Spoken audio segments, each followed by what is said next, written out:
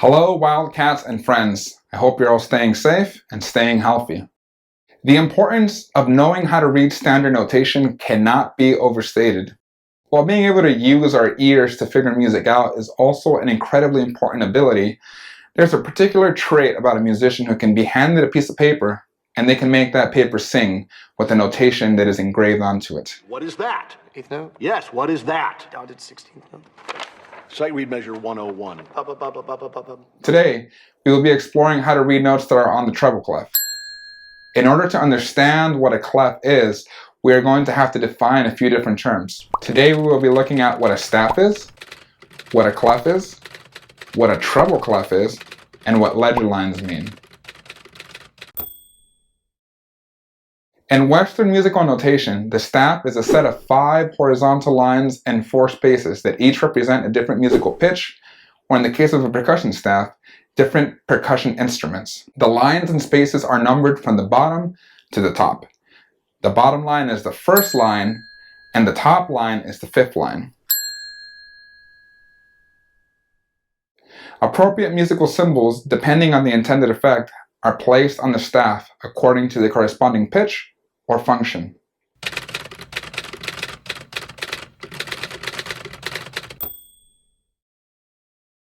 To help us read a musical staff, we place a clef onto it. A clef is a musical symbol used to indicate the pitch of written notes. It indicates the name and pitch of the notes of one of the lines and spaces. There are 3 forms of clef used in modern musical notation: the F clef, the C clef, and the G clef. Each form assigns its reference note to a line, and in some rare cases, a space, depending on its placement on the staff. Once again, today we'll be looking at the treble clef, which is also known as the G clef. When the G clef is placed on the second line of the staff, it is called the treble clef. Notice that the circular part of the treble clef hugs the line where the pitch G would normally be placed. The treble clef is the most common clef used today, and it's also the first clef that most musicians generally learn. The terms G clef and treble clef are synonymous. That means that a treble clef and a G clef are the exact same thing, so don't let somebody confuse you by that. Among the instruments that use the treble clef are the violin, the flute, the oboe, the clarinet, all types of saxophones, horn, trumpet, cornet, vibraphone, xylophone, mandolin, recorder, and it's also used on the guitar, as well as the euphonium and baritone horn. Treble clef is also the upper staff of the grand staff that is used for harp and keyboard instruments. It is also sometimes used along with the tenor clef for the highest notes played by bass clef instruments, such as the cello, the double bass, the bassoon, and the trombone. The viola also sometimes uses treble clef for very high notes. Treble clef is used for singers as well. If you're in choir and you're a soprano, a mezzo-soprano, an alto, a contralto, or a tenor, you're going to be reading treble clef as well.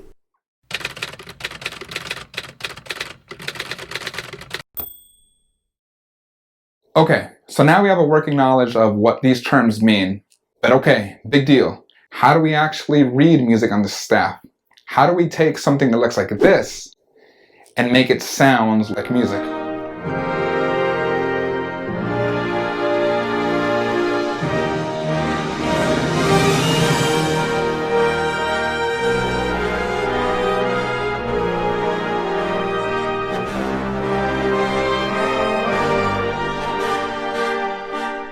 While we have to understand that each line and space of our treble clef represents a different pitch or a note that you can play on your instrument, we number the line from bottom to top like this: 1, 2, 3, 4, and 5. When we put note heads on the staff, these lines represent the pitches E, G, B, D, and F. An acronym that some students used to remember the order of these notes is "Every good boy deserves fudge." Notice that the beginning of each of these words starts with the letter of the note that's on the line. You can be creative and come up with any acronym that you'd like to help you remember. Likewise, we number the spaces on our staff in the same way, from bottom to top: 1, 2, 3, 4. This gives us the pitches F, A, C, E. This is convenient and easy to remember because it just spells the word face. When we combine both the pitches from the lines and spaces, we get the notes E, F, G, A, B, C, D, E, and F. I want you to notice two things. One, when we see the staff this way, the notes move up the staff in alphabetical order. And the second thing I want you to notice is that our musical alphabet only goes from the letters A to G. Once we hit G, it cycles back over again to the letter A. Great. So now we have an understanding of how we read the notes on the treble clef, but what happens when we run out of room to place notes? That's where ledger lines come into play. A ledger line is a short line added for notes above or below the range of a staff. When we add ledger lines, we can now add notes above or below the normal range of our musical staff.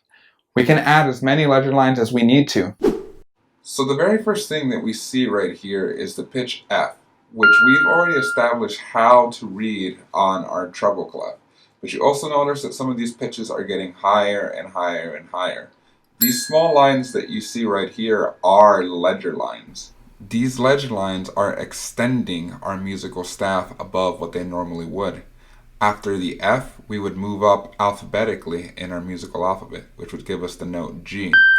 This G would be in an imaginary space between the next ledger line. As we move up to the next pitch, we get the note A, because in our musical alphabet, after G, we go back to A. This A would be on an imaginary line thanks to our ledger line.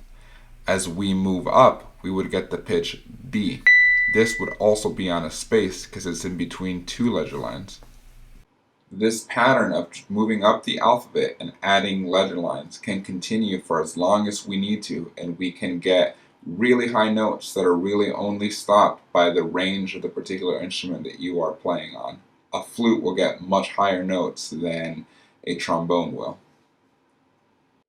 As we ascend in our staff, the notes get higher in pitch and they move with our musical alphabet. As the notes get lower in pitch, the note names go backwards in our musical alphabet. When we descend or go down the musical staff, it's the same idea. We've already established that this first pitch is the note E. As we go down, we go backwards in our musical alphabet. So from E, we'll go to D. We add a ledger line, we go down to C. We add a ledger line, we go down to B. From B, we go down to A. After A, we cycle back to G because of the way the musical alphabet works. From G, we go to F. And finally, we go to E. And again, this can continue for as long as you need it to, depending on what instrument you are playing. Pay close attention to how many ledger lines a pitch has. Just like on our normal staff, these pitches can be in between ledger lines or on a ledger line, and that affects the name of the pitch. Perfect. So now we have more of an understanding of how we read the pitches on our treble clef. However, it's important that you practice naming these pitches. When we're performing music, we don't have the time to sit there and think, all right, so on the third line, that's going to be every good boy, that's a B. No, you have to instantly recognize that the third line is a B. You have to recognize that the fourth space is an E. You have to just know that our note 2 lines above a ledger line is going to be the note D. And the way you're going to do that is by practicing it over and over and over again. It's really important as you're starting off in your musical career that you're not writing every single note name in your music. You should be practicing naming pitches on your own time. That way, that's going to become a natural thing. When you were younger, in kindergarten, you were learning how to read, and you would see the word the. You would sound it out. That's the same thing with our music. You're going to have to sound out each of these pitches one by one. But eventually, over time, you're going to learn to recognize it exactly the way it is. A tool that I like to use to practice reading pitches is musictheory.net, and I'll leave a link to that down below. Make sure you're practicing that, because another thing that we're going to have to practice is reading rhythms, but we'll get to that in a different video. And if you have a question, drop a comment below and I'll make sure to respond to you. Again, Make sure you're practicing. Enjoy making music. Play both what's assigned to you by your teacher, but also play something that's going to make you happy. Hope you're enjoying that. Hope you're staying safe. Hope you're staying home, and stay mighty. Have a great rest of your day.